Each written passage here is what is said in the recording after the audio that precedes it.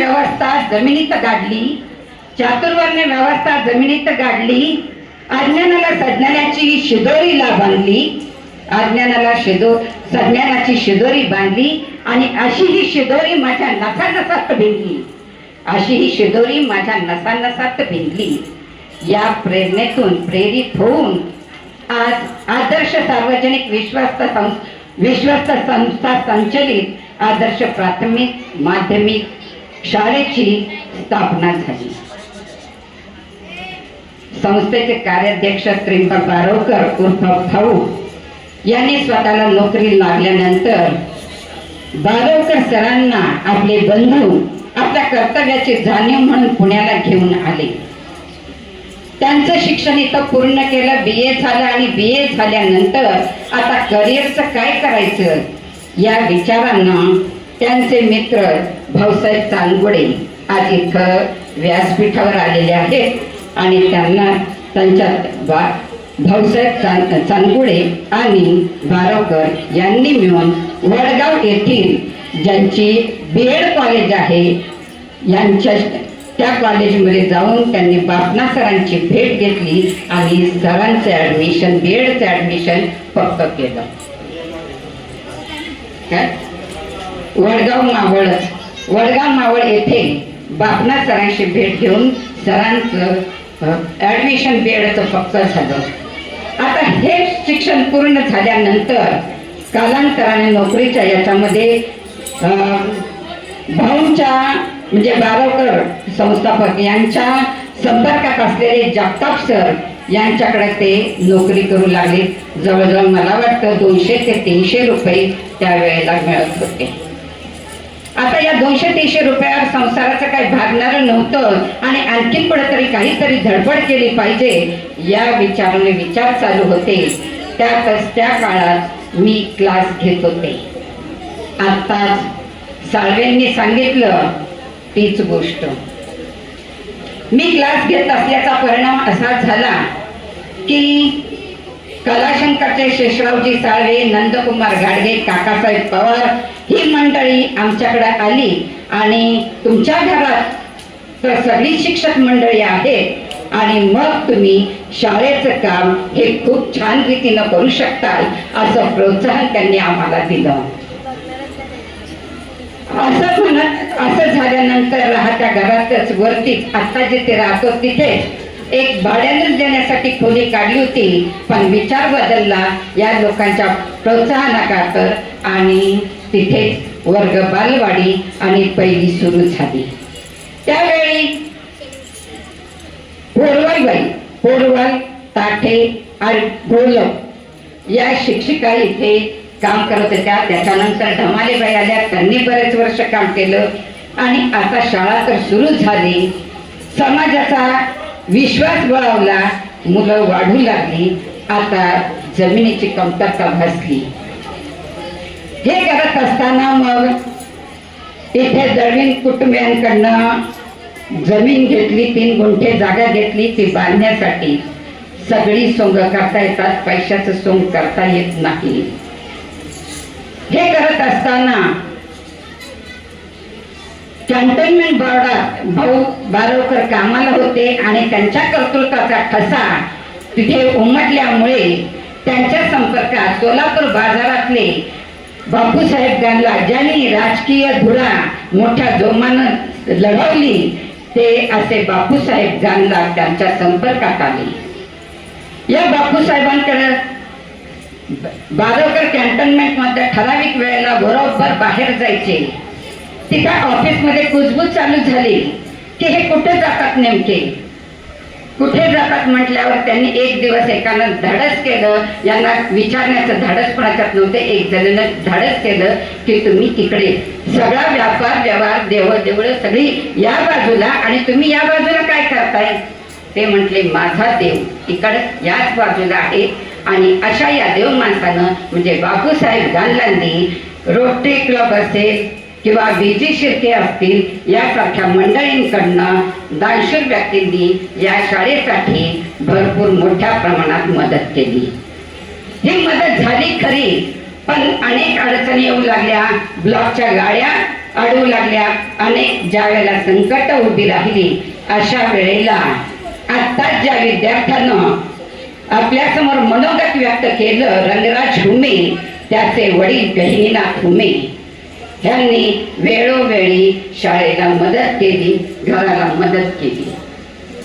हे होत असताना पुढे इमारत RCCचं काम, स्लॅब टाकण्याचं काम यांना येत होतं आणि सरांचे गावाकडच्या मुलांशी चांगला संबंध होता. त्यामुळे गावाकडची 10-15 मंडळी ही इथेच राहायला होती आणि रात्रंदिवस शाळेचं स्लॅबचं काम चालू झालं. अशा पद्धतीनं इमारत बांधली, शाळा सुरू झाली आणि शाळा सुरू झाल्यानंतर आता सरांची 1999 साली सर पहिल्यांदा शाळेमध्ये, आता ती शाळा सोडली आणि आपली शाळा आहे आणि म्हणून ते 1999ला आदर्श शाळेमध्ये सरांनी प्रवेश केला. त्यावेळी मोरे सर, ताडगे सर आणि बारोकर, आजचे प्राचार्य मुख्याध्यापक हे बारोकर, ही सगळी नवीन होतकरू शिक्षक होते. आता यांना अनुभव काय? ज्यांना अनुभव कॅन्टोन्मेंट बोर्डातच सोलापूर बाजारात डॉक्टर आंबेडकर मेमोरियल मध्ये ज्यांनी अनुभव घेतलेला होता, असे श्रुत पिंजारी सर हे इथे वारंवार यायचे आणि वारंवार मार्गदर्शन करत असायचे. मग मार्गदर्शन मराठीचं असेल, इंग्लिशचं असेल, प्रत्येक विषयातलं मार्गदर्शन हे या व्यक्तींना करत होते. त्याबरोबर शाळा PT असेल, या सगळ्या विषयांचं, संगीत असेल, या सगळ्या सांस्कृतिक कार्यक्रम कसा घ्यायचा, या सगळ्या विषयांचं मार्गदर्शन वेळोवेळी पिंजारी सरांकडनं झालं. या पिंजारी सरांच्या तालमीत बारवकर सर, म्हणजे आजचे मुख्याध्यापक बारवकर सर आणि ताडगे सर हे चांगलेच तयार झाले. हे सगळं करत असताना पुढे शाळा वाढत गेली, मुलांची संख्या वाढत गेली. एवढ्यावरच थांबलं नाही, सरांची शिस्त अतिशय कडक होती. नारळ जसा वरून कडक असतो, त्याच पद्धतीनं सरही कडक होते आणि कडक वाटले तरी सर मनाने अतिशय हळवे होते. त्यांचं मराठीचं जे शिक्षण होतं, हे मुलांना मराठीत शिकवत असताना त्यांना ते वर्गात हसवायचेही. ज्या वेळेला मुलं 10वीच्या परीक्षेला गेली, SSC बोर्डाच्या परीक्षेला बसली, त्या परीक्षेला बसताना मी त्यांचं ऑब्झर्वेशन केलं की हे मुलं नेमकं काय लिहितात. तर ही मुलं पेपर पहिल्यांदा वाचायची. पेपर वाचल्यानंतर जी मन खाली घालून लगातार 3 तास पेपर व्यवस्थित लिहायची. हे श्रेय कोणाकडे जातं? तर या सरांनी, बारवकर सरांनी शिकवलं त्याकडे जातं. सुट्टी असो, काहीही असो, सुट्टी असली तरी आदर्शची मुलं, आदर्शचे पालक हे आपल्या मुलांना सरांच्या भरोशावर, शाळेच्या भरोशावर वर्गाला तासाला पाठवायचे आणि त्या तासाला हे 100% मुलं उपस्थित असायची, कारण तिथं व्यवस्थित अभ्यास होतो.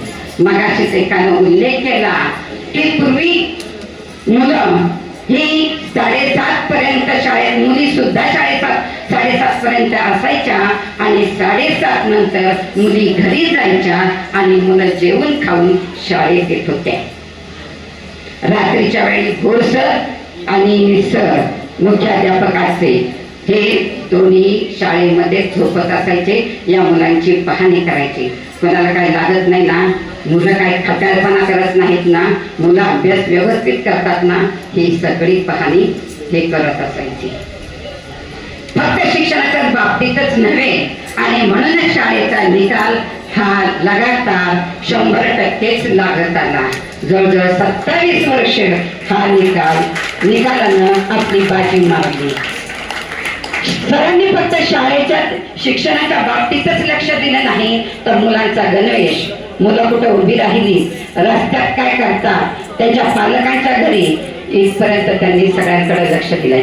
कोणताही पालक किती मुलांनी खटाळपणा केला त्याला ऑफिसमध्ये धरायचं, पालकांना बोलवायचं आणि रोखठोकपणे त्या पालकांना त्या मुलांना काय चूक केली हे दाखवून द्यायचं. ही त्यांची रोखठोक भूमिका होती. एवढ्यापर्यंत गणवे झाला, शिस्त झाली, शिक्षण झालं, शैक्षणिक सहले लांब लांब पर्यंत गेल्या. पण मुलांना मात्र ज्या वेळेला शाळेमध्ये सर कडक आहेत आणि आता सहलीला गेले तर सर मात्र हसून खेळून आपल्या घरच्या कुटुंबासारखे ते आमच्याशी वागतात, हा विचार मुलांच्या मनामध्ये मागाशीच एका विद्यार्थ्याने सांगितलं की त्यांच्या मनात तो विषय येऊन गेला. शैक्षणिक बाबतीत सहलीच्या बाबतीतही सर नेहमी वारंवार इथपर्यंत आम्ही घरी असायचो आणि आम्हाला ते मुलं कुठपर्यंत आली, पालकांना काय सांगायचं याची सुद्धा त्यांनी जाणीव राखली. याचबरोबर निरनिराळ्या शाळेनं खूप बाहेरच्या परीक्षांमध्ये सुद्धा सहभागी झाली, सांस्कृतिक कार्यक्रमात नाच गाण्यांमध्ये सहभागी झाले आणि तिथं विजय खेचून आला. याच्या मागेही सरांचं खूप मोठं योगदान आहे. याचबरोबर सगळ्यात महत्वाची गोष्ट म्हणजे आज जसा प्रेक्षक वर्ग आज इतके वाजले तरी इथं थांबलेला दिसतोय, असाच एक कार्यक्रम म्हणजे शाळेचं गॅदरिंग, शाळेचा सांस्कृतिक कार्यक्रम. हा खेड्यात जशी जत्रा भरती अशा पद्धतीनं सांस्कृतिक कार्यक्रमानंतर शाळेचा कायापालटच केला.